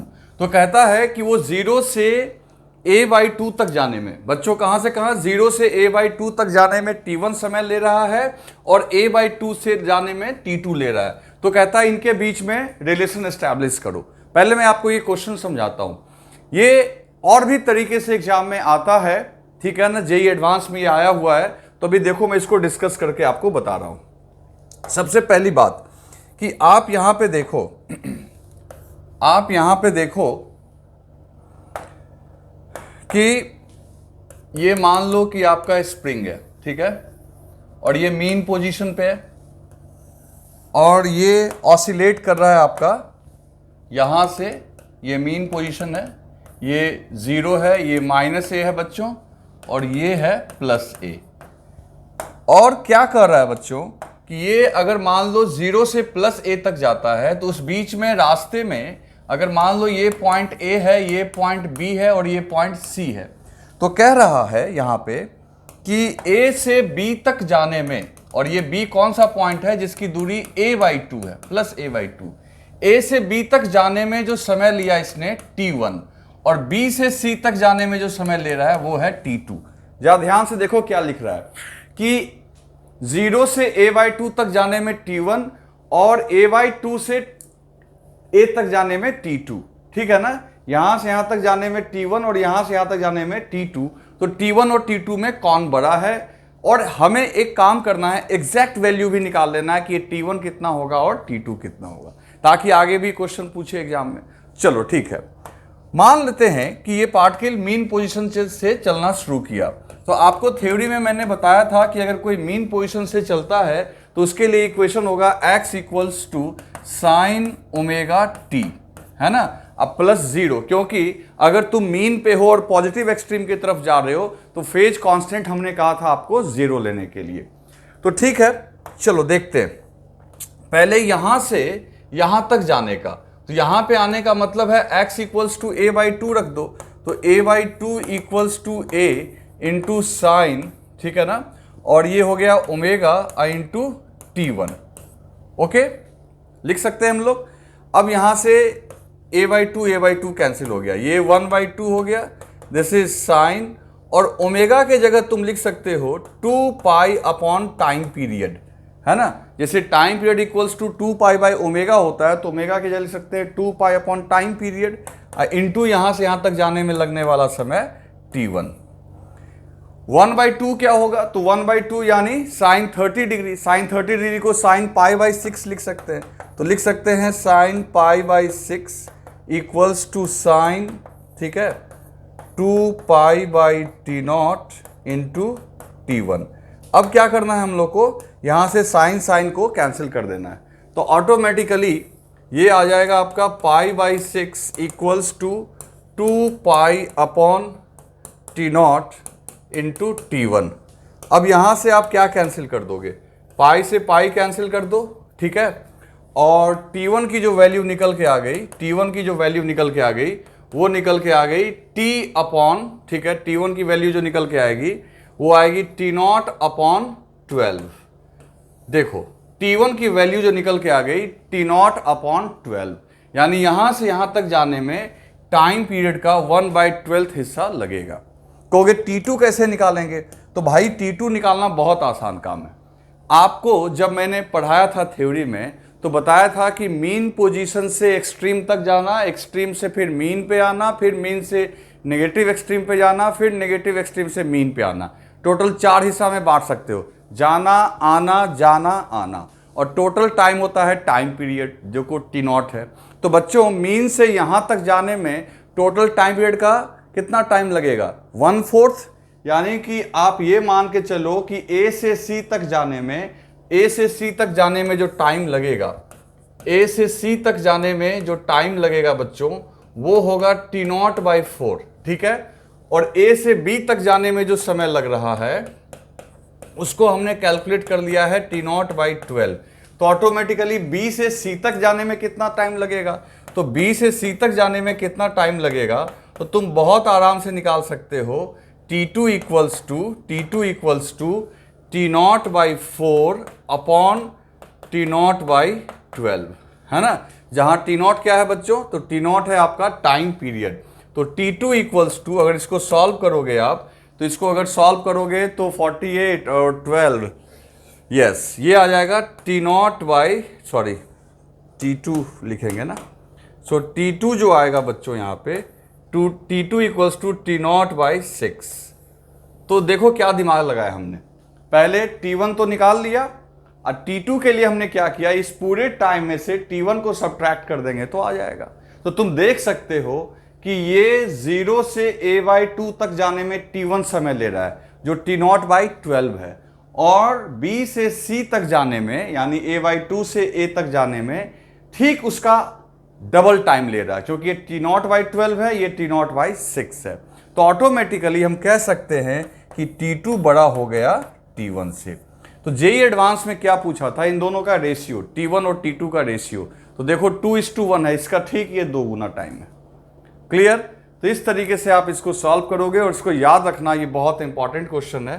तो इसमें आप देखें कौन कौन सा होगा, एक तो T1 is greater than T2, okay, ये तो होगा ही हो, सॉरी T2 इज ग्रेटर ना, T2 is greater than T1, तो T2 बड़ा हो गया, देखो T2 बड़ा है T1 से। और दूसरा जो T2 बड़ा है, तो T2 कितना बड़ा है, तो T2 डबल है, लेकिन यहां पे क्या दे दिया, T1 डबल है, इसलिए ये ऑप्शन नहीं होगा, और ऑप्शन कौन सा होगा बच्चों, A। तो इसको अच्छे से लिख लो, और बहुत इंपॉर्टेंट क्वेश्चन है। अब बच्चों बात करते हैं एक क्वेश्चन नंबर 16 की। इसमें लिखा हुआ है simple pendulum has time period T1, the point of suspension is now moved upward according to the relation y equals to KT², ठीक है, और where y is the vertical displacement the time period becomes T2, ठीक है, then the ratio, अब ये ध्यान रखना T1² ये जेईई एडवांस का पूछा हुआ क्वेश्चन है। तो पहले इस क्वेश्चन को समझो, देखो क्या है कि एक पेंडुलम है, और पेंडुलम जिस पॉइंट से आपका हैंग कर रहा है वो पॉइंट खुद ही किधर जा रहा है, वर्टिकली अप, वो पॉइंट जो है वर्टिकली अप जा रहा है, और उसके लिए इक्वेशन दिया हुआ है y इक्वल्स टू KT², जहां k की वैल्यू क्या है, 1 मीटर पर सेकेंड। अब देखो कि जब ये ऊपर जा रहा है तो यानी कि वो पेंडुलम लिफ्ट में बंधा होगा, क्योंकि लिफ्ट जब ऊपर जा रही होगी तो उसका छत ऊपर जा रहा होगा, तो पॉइंट ऑफ सस्पेंशन भी किधर जा रहा होगा, ऊपर जा रहा होगा। तो निश्चित तौर पे वो लिफ्ट ऊपर जा रही होगी, जिसकी वजह से आपको ऐसा क्वेश्चन दिया हुआ है। अब जब लिफ्ट ऊपर जाती है तो अपने को पता है कि उस केस में क्या करना है। तो आप जाके थ्योरी में देखो, मैंने कहा था उस केस में अगर लिफ्ट ऊपर की ओर एक्सेलरेट कर रही है तो टाइम पीरियड हो जाएगा √2πL/g+a। नीचे डाउन आ रही होती तो g - a। तो फॉर्मूला सब आपको याद रखना पड़ेगा, ठीक है। अब ये y क्या कहोगे, y क्या दिया हुआ है, तो लिफ्ट y एक्सिस के लॉन्ग मूव कर रही है, तो ये लिफ्ट का जो है ये पोजीशन दिया हुआ है टाइम के फंक्शन में। तो पोजीशन को डिफरेंशिएट करोगे तो लिफ्ट की वेलोसिटी मिल जाएगी, वेलोसिटी को डिफरेंशिएट करोगे तो एक्सेलरेशन मिल जाएगा, उसको यहां पुट करेंगे। तुम कहोगे ये लिफ्ट बीच में कैसे आ गया, भाई लिखा हुआ है ना कि पॉइंट ऑफ सस्पेंशन जो है उसका डिस्प्लेसमेंट ये है। पॉइंट ऑफ सस्पेंशन मतलब जहां से लटकाया गया, तो कोई चीज जहां से लटकाया गया और वो मूव करने लगे, इसका मतलब ही है कि वो कोई साधारण कोई छत नहीं होगी, वो किसकी छत होगी, एलिवेटर की छत होगी जो ऊपर की ओर मूव कर रही होगी, ठीक है। तो देखो इसको हम लोग सॉल्व कैसे करेंगे, तो इसको तो आपने लिख लिया होगा। तो हम लोग बात कर रहे हैं क्वेश्चन नंबर 16 की। तो क्वेश्चन नंबर 16 की बात कर रहे हैं, तो आप देखो यहां पे सबसे पहले ये एलिवेटर ले लो, ठीक है। अब एलिवेटर में ये आपका पेंडुलम हो गया। पहले क्या कर रहा है, पहले आपका उसका टाइम पीरियड t1 है।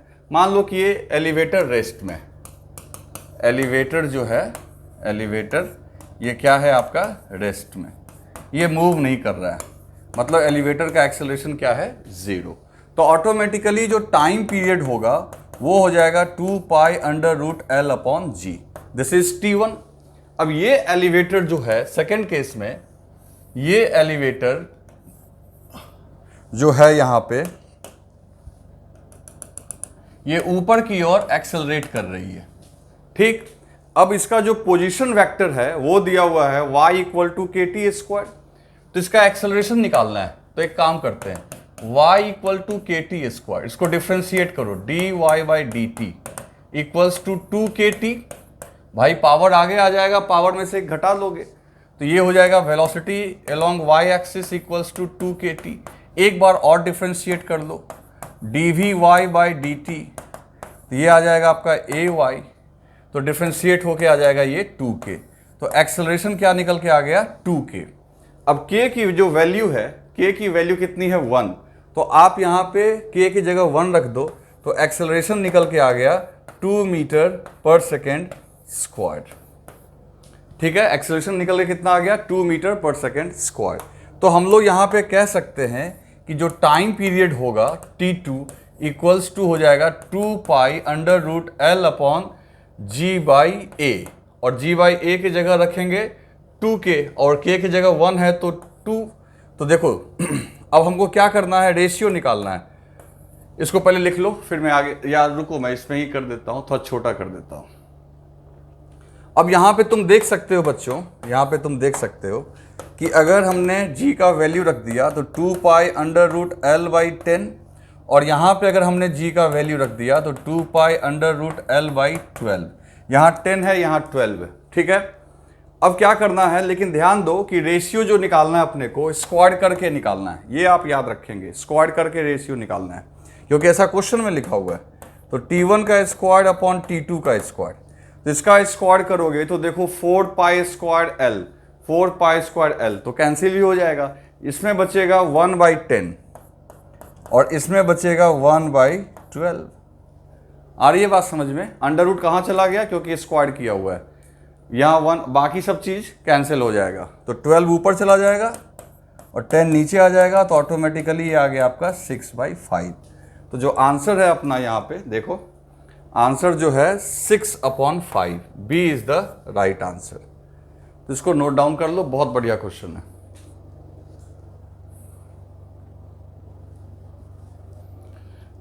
अब दोस्तों बात करते हैं क्वेश्चन नंबर 17 की। तो देखो यहाँ पे क्या लिखा हुआ है, xt ग्राफ दिया हुआ है, xt कर्व दिया हुआ है, ठीक है, ध्यान से देखना है, xt कर्व दिया हुआ है और ये स्टार्ट कहाँ से हो रहा है, ओरिजिन से। क्लियर है, ये एक पार्टिकल है जो कि SHM कर रहा है, उसके लिए xt कर्व दिया गया है। क्लियर हो गया बात। उसके बाद देखो क्या लिखा हुआ है कि आपको एक्सेलरेशन पूछ रहा है पार्टिकल का, वो भी कब, तो t = 4/3 सेकेंड पे। पहले तो इस ग्राफ के हिसाब से आप इक्वेशन बनाओ। ये नया चीज सीखेंगे हम लोग, ग्राफ के हिसाब से इक्वेशन बनाएंगे। जेईई एडवांस का क्वेश्चन है बच्चों, तो देखो कैसे सॉल्व करेंगे। क्वेश्चन नंबर 17 में हम लोग क्या करेंगे, सबसे पहले जो ग्राफ है 17 है ना, 17, तो जो आपका ग्राफ है, ग्राफ शुरू कहां से हो रहा है, ओरिजिन से।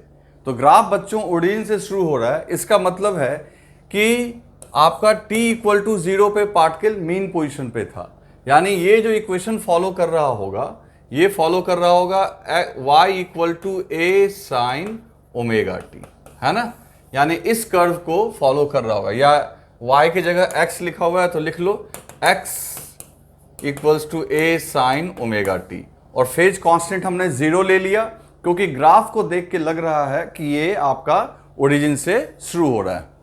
तो अब देखो इसको कैसे हम लोग सॉल्व करेंगे। तो यहां पे सिंपल सी बात है कि सबसे पहले इक्वेशन अपना आ गया x equals to a sine omega t। अब जब एक्सेलरेशन की बात करेंगे तो एक बार डिफरेंशिएट करने पे ये वेलोसिटी आएगा a omega cos omega t, एक बार और डिफरेंशिएट करोगे तब ये आएगा a ओमेगा स्क्वायर और आगे आ जाएगा माइनस, और ये आ जाएगा साइन ओमेगा t। ये सारा कुछ हमने थ्योरी में पढ़ रखा है। अब यहाँ पे वैल्यूज पुट करो। सबसे पहली बात, जो a है यानी a मतलब एम्पलीट्यूड, तो इस ग्राफ को देख के लग रहा है कि जो एम्पलीट्यूड है आपका वो एम्पलीट्यूड है 1। देखो ऊपर +1 तक जा रहा है, नीचे -1 तक। तो जहाँ पे एम्पलीट्यूड है a वहाँ पे लिख दोगे 1। अब ओमेगा स्क्वायर कैसे निकालेंगे, तो बच्चों टाइम पीरियड इक्वल्स टू होता है 2 पाई अपॉन ओमेगा, तो ओमेगा को इधर ले आओ, तो 2 पाई अपॉन टी, और ओमेगा स्क्वायर हो जाएगा 4 pi square upon T square. तो बच्चों यहाँ पे टाइम पीरियड कैसे होगा, तो टाइम पीरियड वो टाइम होता है जिसमें वो एक पूरा साइकिल कंप्लीट कर लेता है। तो देखो ये यहाँ से चल के यहाँ पे आया, तो एक पूरा साइकिल कंप्लीट हुआ। ये पूरा साइकिल जो कंप्लीट हुआ कितने देर में हुआ, 8 सेकेंड में। तो 8 second is the time period. तो ऑटोमेटिकली यहां पे क्या करोगे, 4 पाई स्क्वायर है ना, तो 4 पाई स्क्वायर और नीचे में टाइम पीरियड इधर लिख दोगे 8 का स्क्वायर दैट इज 64। तो ये कैंसिल हुआ 16 है ना, तो पाई स्क्वायर बाई 16। तो ओमेगा स्क्वायर जो निकल के आ रहा है ये आ रहा है पाई स्क्वायर बाई 16, या यूं बोल लो ओमेगा जो आएगा वो पाई बाई 4 आएगा। अब आ जाओ सब यहाँ वैल्यूज पुट करो। तो ओमेगा स्क्वायर की जगह रखोगे pi square by 16 into sine, omega की जगह रख दोगे पाई बाई 4, और टाइम दिया हुआ है, टाइम आपको दिया हुआ है कितना, 4/3 सेकेंड, तो यहाँ लिख दोगे 4/3 सेकेंड। तो बच्चों ये सॉल्व हो गए, कितना आ रहा है, माइनस पाई स्क्वायर बाई 16, और ये 4 कैंसिल, साइन पाई बाई 3। तो साइन पाई बाई 3 जो होगा साइन 60, और साइन 60 होता है √3/2। तो देखो जेईई एडवांस कितना दिमाग लगा के क्वेश्चन पूछता है बच्चों। ये आपका आ गया पाई स्क्वायर √3/32 सेंटीमीटर पर सेकेंड। तो ये आपका एक्सेलरेशन कैलकुलेट होके आया माइनस के साथ। तो देखो इस ग्राफ को देख के हमने इक्वेशन तक जो है इक्वेशन को लिख लिया, और उसके बाद प्रॉपर तरीके से सब कुछ। तो ग्राफ भी इंपॉर्टेंट है और इक्वेशन लिखना भी इंपॉर्टेंट है। क्लियर है।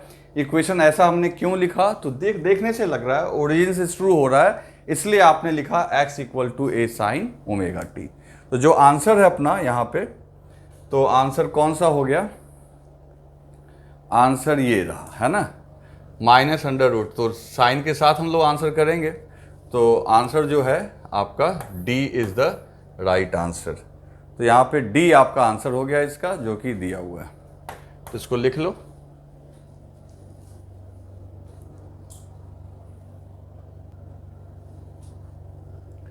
अब बच्चों क्वेश्चन नंबर 18 देखते हैं। ये बहुत ही बढ़िया क्वेश्चन है, जेईई एडवांस का ही है। देखो यहाँ पे क्या लिखा हुआ है कि ये 2 स्प्रिंग्स दिए गए हैं, ठीक है ना, K1 और K2। ये 2 स्प्रिंग दिए गए हैं जिससे कि ये ब्लॉक बना हुआ है, और बीच में एक पॉइंट है P। ये ब्लॉक जो है ये A एम्पलीट्यूड से ऑसिलेट कर रहा है। ब्लॉक कितने एम्पलीट्यूड से, A एम्पलीट्यूड से। तो पूछ रहा है कि पॉइंट P कितने एम्पलीट्यूड से ऑसिलेट कर रहा होगा। क्लियर है? यही अपने को पूछा गया है कि पॉइंट P के ऑसिलेट करने की एम्पलीट्यूड बताओ। सबसे पहली बात कि ये दोनों स्प्रिंग जो है वो आपका किधर लगा हुआ है, सीरीज में लगा हुआ है, ठीक है ना। तो अभी देखो क्या करते हैं। सबसे पहली बात देखो, इसमें एक दिमाग लगाएंगे हम लोग और सॉल्व हो जाएगा। जैसे कि मान लो कि ये आपका स्प्रिंग दिया हुआ है,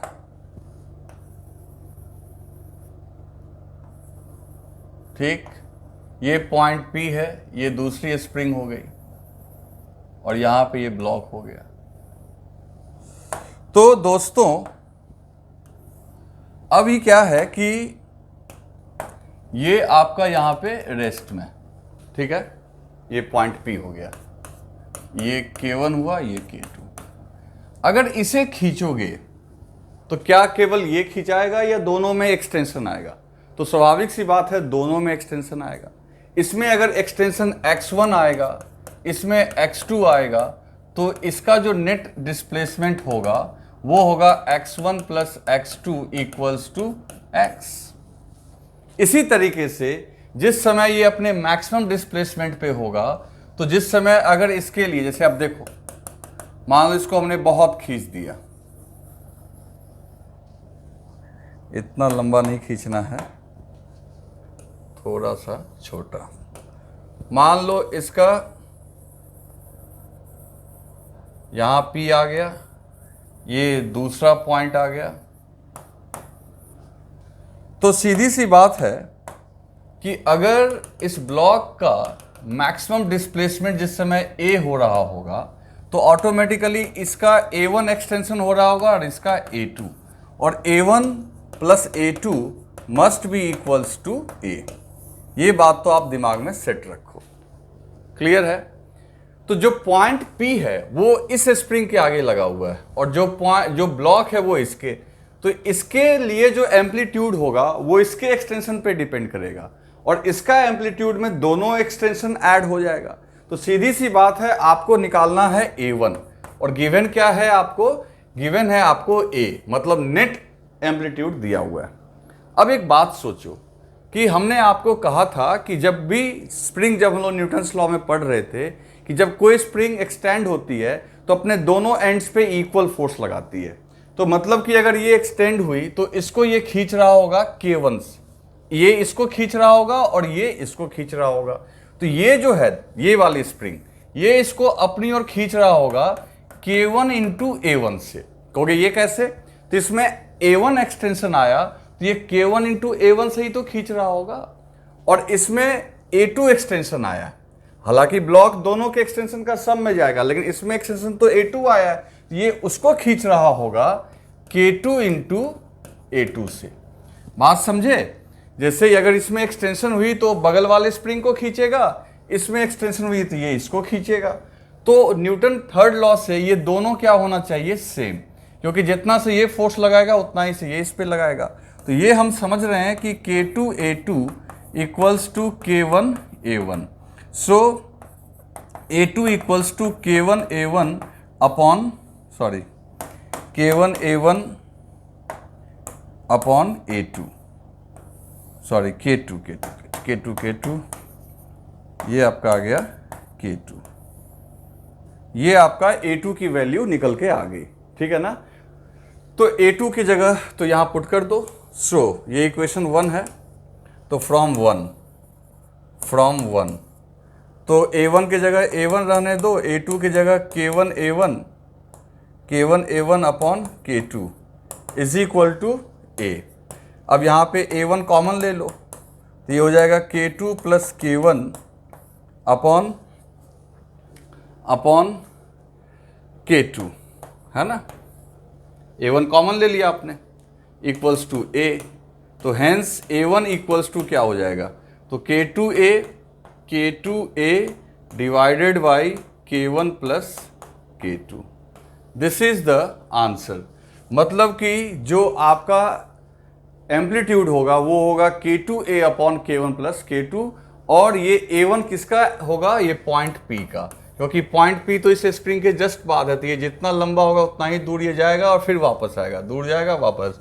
इसमें दोनों, इसमें चूंकि इसके आगे जाने से ये पूरा स्प्रिंग भी गया, प्लस ये देखो, ये अगर A1 एक्सटेंड हुआ तो ऑटोमेटिकली ये पूरा स्प्रिंग A1 गया, अब प्लस ये स्प्रिंग भी A2 एक्सटेंड हुआ तो ये टोटल गया A1 प्लस A2, लेकिन पॉइंट P तो सिर्फ क्या गया, A1 ही गया।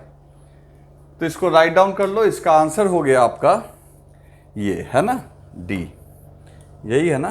K2 कितना है अपना, K2A upon K1 plus K2। तो चलो इसको राइट डाउन कर लो।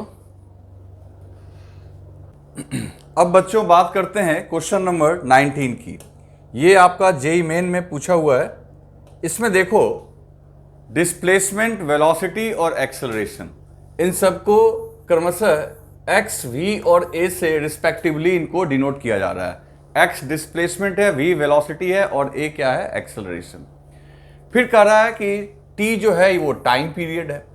तो कहता है कि इसमें से कौन सी ऐसी क्वांटिटी है जो टाइम के ऊपर डिपेंड नहीं करेगी, मतलब जिसके इक्वेशन में टाइम नहीं आएगा।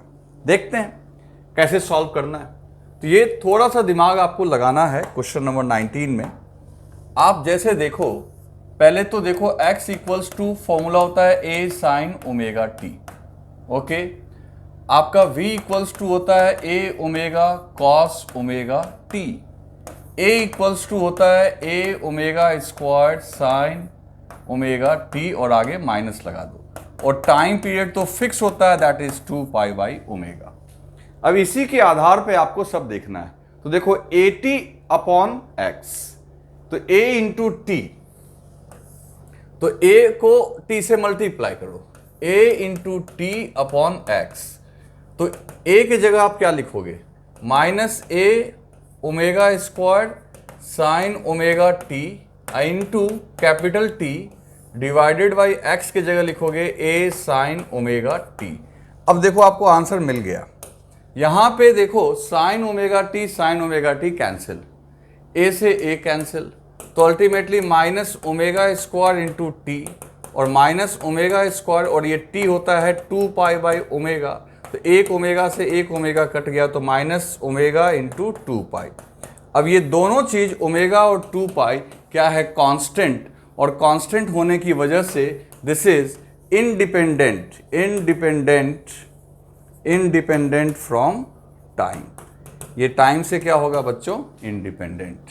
क्लियर है। तो बाकी चॉइसेस को चेक करने की आपको जरूरत ही नहीं है, और आप करेंगे भी तो वहां पे जैसे देखो यहाँ पे ऊपर में एक्सेलरेशन है, तो ऊपर में साइन ओमेगा टी रहेगा, और अपॉन नीचे में वेलोसिटी है तो कॉस ओमेगा टी, ये तो कैंसिल नहीं होगा, ये टेन ओमेगा टी आ जाएगा, मतलब ये टाइम का फंक्शन होगा।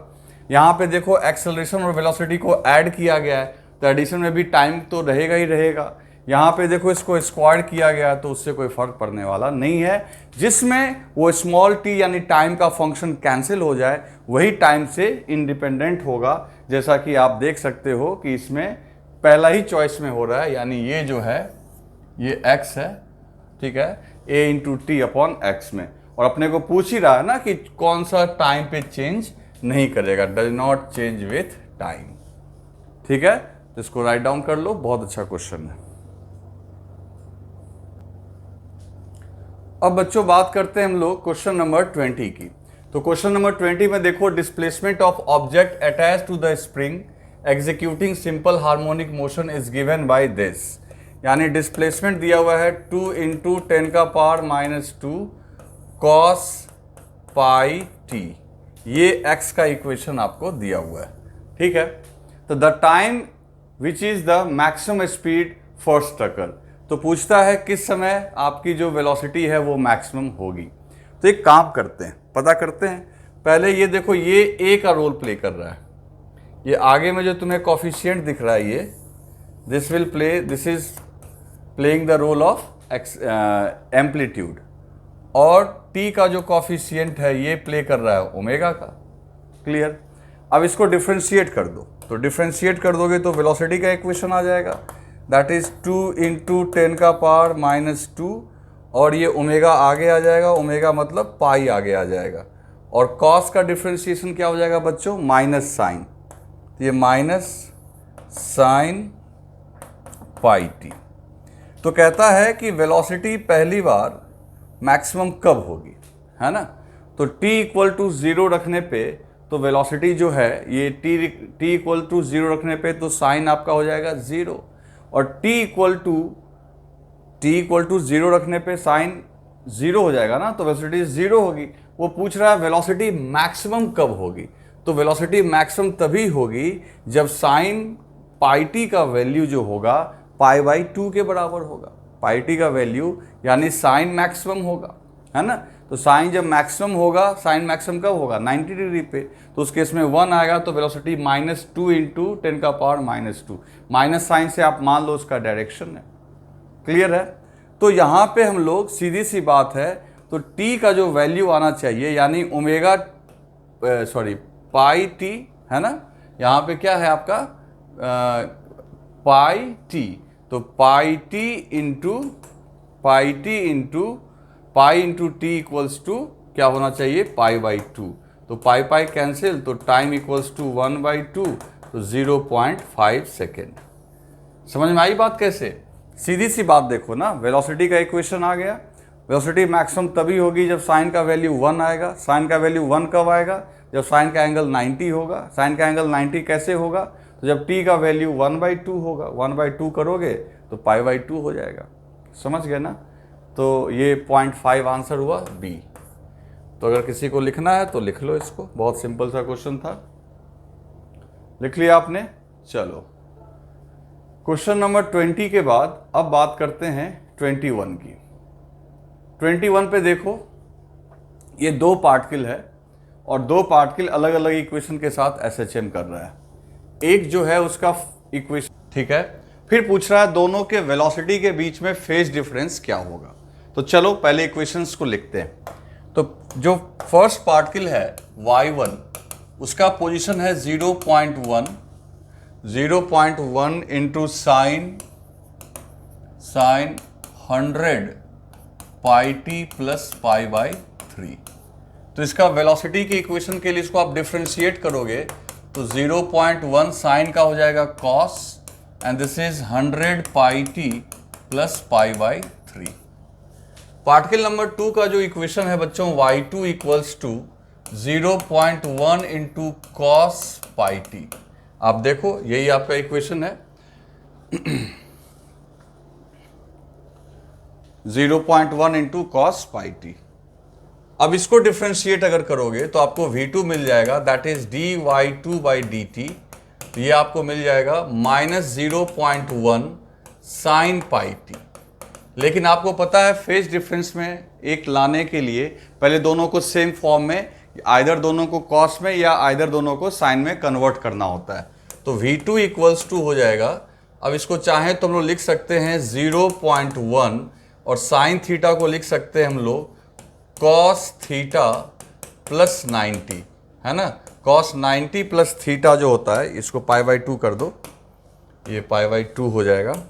कॉस 90 प्लस थीटा जो होता है बच्चों वो होता है माइनस साइन थीटा, ठीक है ना। तो 90 के लिए π/2 लिख दिया हमने, ये माइनस हटा दिया।